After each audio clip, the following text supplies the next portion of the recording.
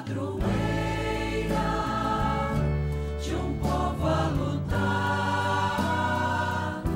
a gente mineira te quer exaltar,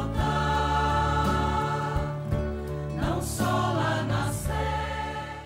Amado irmão, amada irmã, saúde e paz. Conceda-nos, Deus, a graça da abertura de coração para que, ao proclamar a palavra, a acolhamos amorosamente e por ela sejamos interpelados. Interpelados ao celebrar hoje com muita alegria a festa e o dia de São Tomás de Aquino, presbítero e doutor da Igreja. E aqui nos lembramos para escutar também a sua palavra interpelativa para nós.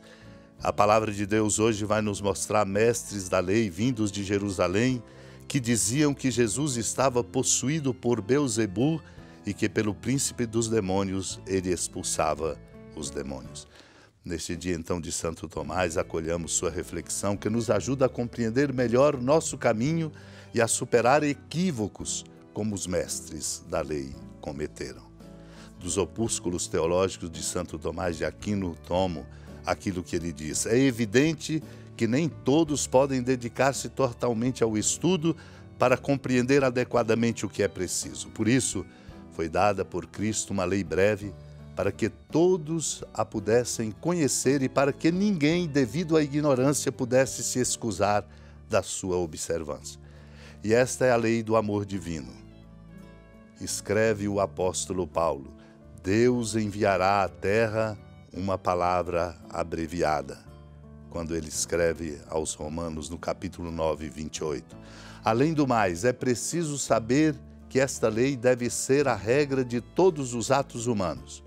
Como vemos nas artes que cada obra é boa e perfeita quando está de acordo com a regra, assim também qualquer obra humana, e reta e virtuosa, quando concorda com a regra do amor divino. Discordando, porém, desta regra, não é boa, nem correta, nem perfeita. Por isso, para que os atos humanos se tornem bons, convém seguir a regra do amor divino. O segundo efeito da caridade, diz Santo Tomás, é a observância dos mandamentos divinos. Lemos, diz ele, em São Gregório: o amor de Deus nunca está ocioso. Se ele existe, opera coisas grandiosas, porém, se para de operar, não é amor. Donde ser evidente que a prontidão em cumprir os mandamentos de Deus é sinal da caridade. Vemos o amante operar coisas difíceis e grandiosas por causa do amado. Por esta razão o Senhor diz: se alguém me ama, guardará minha palavra. Aquele que guarda o mandamento da lei do amor divino cumpre toda a lei. Naquele tempo, os mestres da lei que tinham vindo de Jerusalém diziam que ele estava possuído por Beelzebu e que pelo príncipe dos demônios ele expulsava os demônios. Então Jesus os chamou e falou-lhes em parábolas: como é que Satanás pode expulsar a Satanás? Se um reino se divide contra si mesmo, ele não poderá manter-se. Se uma família se divide contra si mesma, ela não poderá manter-se. Assim, Satanás se levanta contra si mesmo e se divide, não poderá sobreviver, mas será destruído. Ninguém pode entrar na casa de um homem forte para roubar seus bens sem antes o amarrar. Só depois poderá saquear sua casa. Em verdade vos digo, tudo será perdoado aos homens, tanto os pecados como qualquer blasfêmia que tiverem dito. Mas quem blasfemar contra o Espírito Santo nunca será perdoado, mas será culpado de um pecado eterno. Jesus falou isso porque diziam: ele está possuído por um espírito mau. Amado e amada de Deus, para não corrermos o risco dos equívocos dos mestres da lei, estudiosos e entendidos, nós precisamos da lei do amor. Eles acusavam Jesus de estar possuído por Beelzebu, portanto, contrapondo-se àquele que de fato movia Jesus à força do Espírito Santo, e que Jesus expulsava pelo príncipe dos demônios, aos demônios. Jesus, então, conversa com eles, dialoga, para abrir-lhes a mente, alargar, embora fossem tão detentores de tanto conteúdo, para poder explicar e para poder dizer sobre as coisas. Pergunta-lhes: uma evidência. Como é que Satanás pode expulsar a Satanás? Porque se um reino se divide contra si, ele não se mantém. Assim como uma família dividida entre si, ela não se mantém. Se Satanás se levanta contra Satanás, ele se divide e não poderá sobreviver, mas será destruído. Ninguém pode, diz o Senhor, entrar, portanto, numa casa de um homem forte para roubar os seus bens se antes o amarrar, só depois poderá saquear a casa. O Senhor está mostrando que eles não compreendem de verdade a força do amor e da ação amorosa de Deus. Por isso, traz-nos uma advertência muito séria. Tudo será perdoado aos homens, a nós, qualquer pecado, mesmo blasfêmias.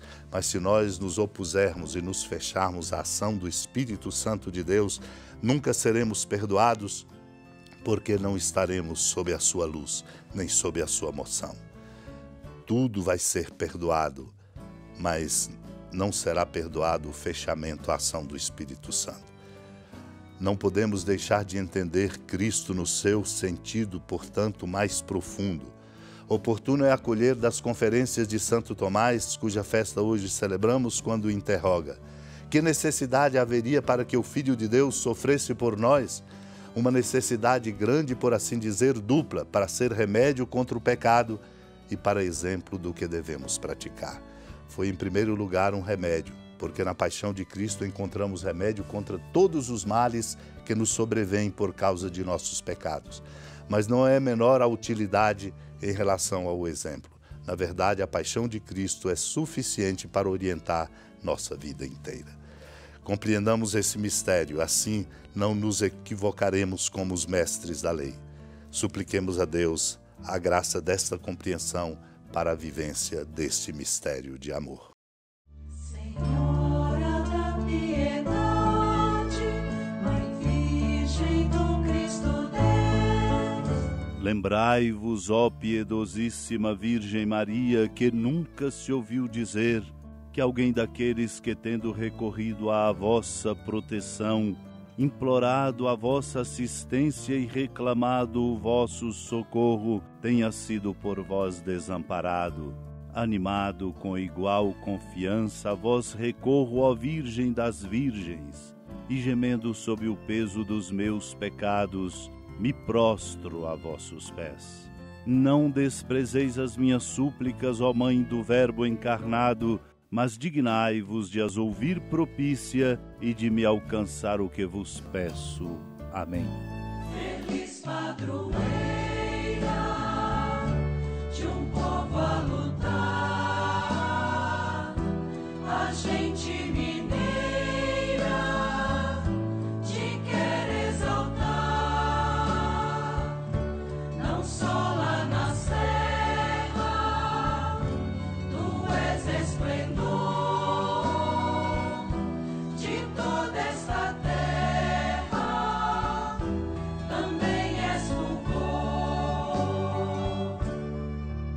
Amado irmão, amada irmã, saúde e paz. Com alegria, do Santuário Basílica da Padroeira do Estado de Minas Gerais, a Senhora da Piedade, que da sua casa de clemência e bondade nos acompanha e nos abençoa do alto da serra, magnífica arquitetura divina, a bênção de Deus, amor misericordioso, Pai, Filho e Espírito Santo, desça sobre sua família, sustente sua vida, proteja sua casa, fecunde o caminho missionário de nossa igreja, nos encha de sabedoria e permaneça conosco para sempre. Amém.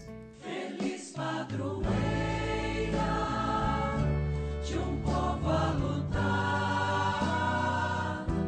a gente